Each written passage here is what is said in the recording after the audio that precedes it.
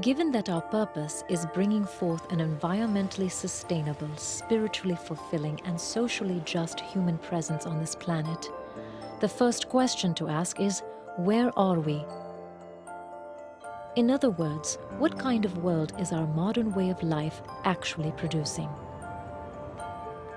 Answering that question and confronting the realities it reveals may not be comfortable, but as we'll see, it is an essential first step to revealing what may be the greatest opportunity any generation has ever faced.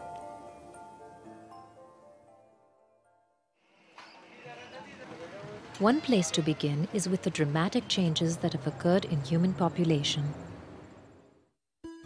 For thousands of years, human population on Earth remained relatively steady. Then, about 200 years ago, at the time of the Industrial Revolution, humans learned how to harness the energy of fossil fuels. That allowed agriculture productivity to increase dramatically, and human population began to grow exponentially. Since then, we in the modern world have attempted to meet our needs and wants through an ever-expanding process of extraction, production, consumption, and disposal of natural resources. The modern industrial system that resulted has made possible great human achievements in many areas, but it has also brought about grave and deepening crises. The global environment is being significantly degraded and is now threatened by climate disruption. Poverty is increasing, and the gap between rich and poor is widening. And it is apparent that increased material wealth has not produced the personal fulfillment human beings so long for. In addition, the global economic downturn that began in 2008 could be evidence of a system on the verge of breakdown.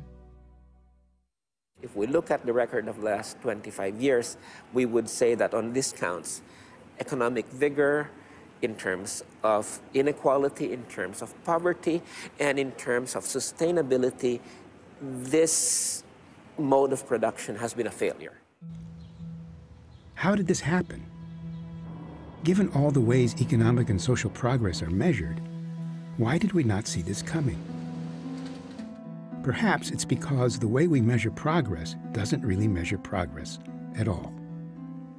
Gross domestic product, GDP, is supposed to, be a measure of everything, puts a value on everything that's been produced in an economy within a year's time.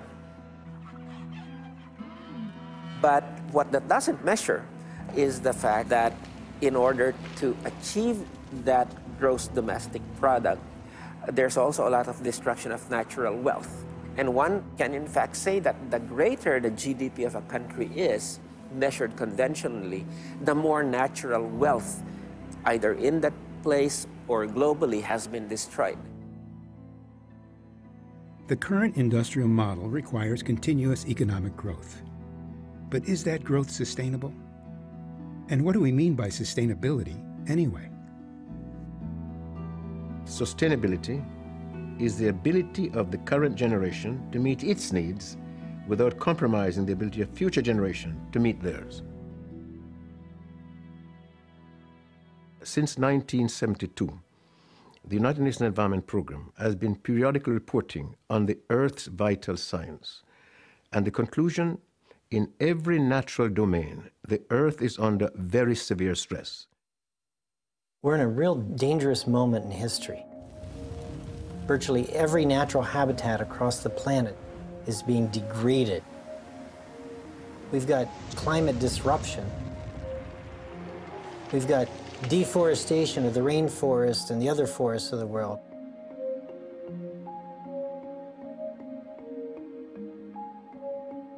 We've got soil erosion.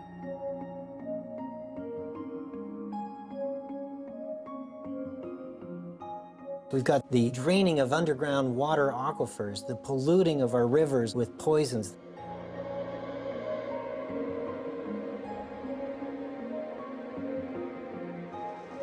We've got the overfishing of the oceans of the world. We've got the toxic burden in people's bodies, the rates of cancer that are going up. These are all big-ticket global ecological issues, and what they're doing is they are shredding the fabric of life that basically creates the life support systems, the ability of the planet to support our life and future generations. The demand for unlimited growth on a planet with limited resources is clearly unworkable. One place where this is showing up is with the resource that made this whole system possible: oil. Many experts say that oil extraction worldwide is about to reach its peak. Peak oil is the term they use. The academic researchers, who are much more likely to be independent and hard-headed in their analysis outside the oil industry, believe that peak oil probably in the area of a 2010, 2015, something like that. And after that, we begin to see a reduction in the supply, but an acceleration of demand. It is impossible to believe that that will not happen. It is going to happen. It is clear that the resources of Earth are being used up. Your critical questions become how much and how fast. One useful measurement system is called the ecological footprint. The ecological footprint is an accounting tool, not for money, but for ecological resources. So it compares how much nature we have and how much nature we use. There's only one planet. That's why the line of supply is very, very horizontal. Humanity has been continuously increasing its resource demand to the extent that by the mid-80s, we've started to use more than what nature can regenerate. And by 2007, humanity used about 30% more than what nature can renew. So we have been in global overshoot. Overshoot can be thought of as living off of your credit card. You know, humanity's living off its ecological credit card. If we use more than nature can keep up with, we actually start to erode natural capital that life depends on. Currently, if everyone on Earth lived as North Americans do, we'd need 5 Earths. For everyone to live as Europeans do would take 3 Earths. In other regions, people are living beyond the capacity of 1 Earth as well. China and India are presently living just under the 1 Earth level. But given the rapid industrialization and economic growth of both countries, that's sure to change.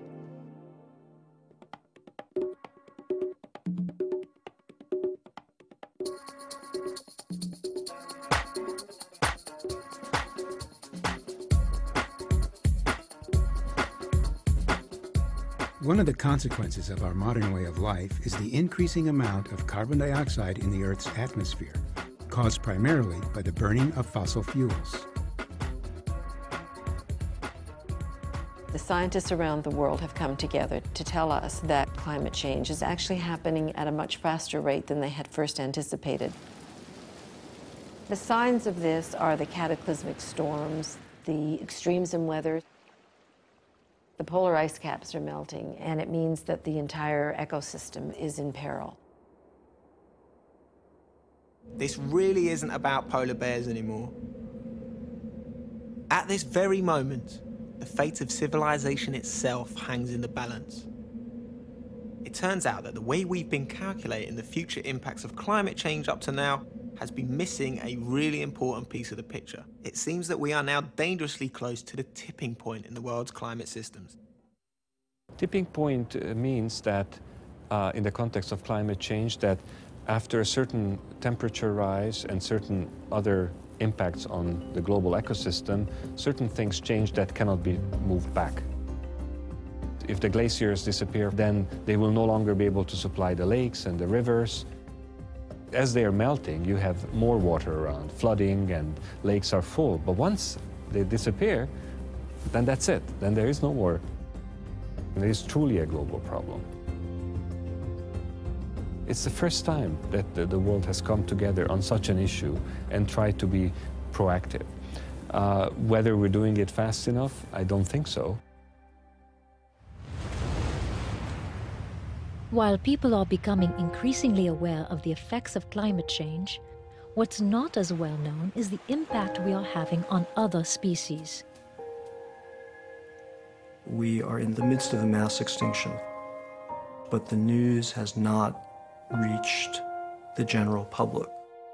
They are utterly unaware that the sacred and talismanic and heartbreakingly loved companions of ours on this earth are about to disappear forever. They will not return.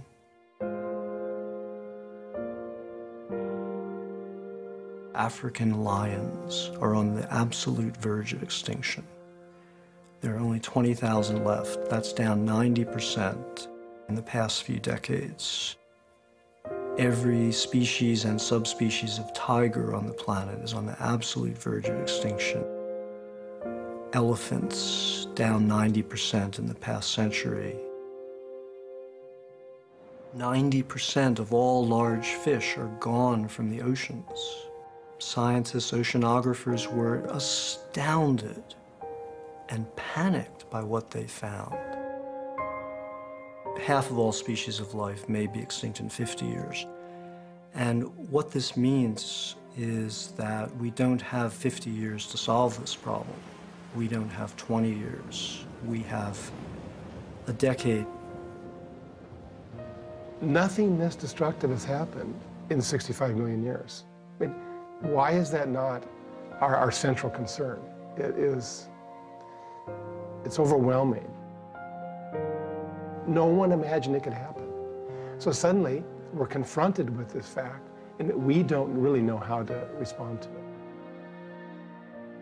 I think that's beyond most of us, because we haven't deepened our hearts in a way that would make possible the grief that is wanting to be felt.